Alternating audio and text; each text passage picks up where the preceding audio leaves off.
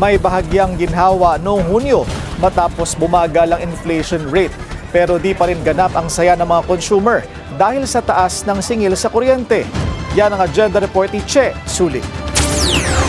Tila may signs of cooling down na ang antas ng pagtaas ng presyo ng mga serbisyo at bilihin. Ayon sa Philippine Statistics Authority, bumagal sa 6.4% ang headline inflation noong Hunyo mula sa 6.8% noong Mayo. Transport sector ang main driver na humatak pababa ng inflation. Bumaba kasi ang presyo ng produktong petrolyo kasunod ng peace deal ng United States at Iran.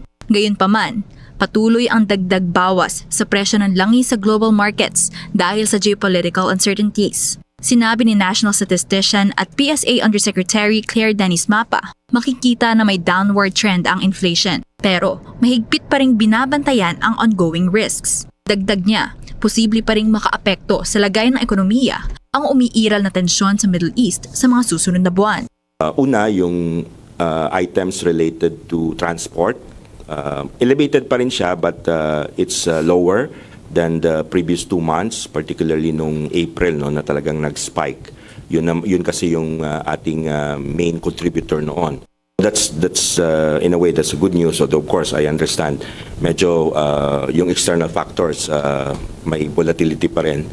Naitala rin ng PSA ang nearly 3-year high na inflation sa singil sa kuryente na sumirit sa 12% nitong Hunyo. Sa gitna ito ng hinaing ng mga consumer dulot ng taas singil sa kuryente noong summer season, kung saan sumipa ang demand at numipis ang supply. Patuloy na tumataas din ang core inflation o ang antas ng inflation na hindi sinasama ang volatile food at energy items. Mula 4.1% noong Mayo, nasa 4.4% na ito nitong Hunyo. Tumaas din ang presyo ng ilang bilihin at serbisyo, kabilang ang bakery products, alcoholic beverages, damit, renta at tubig.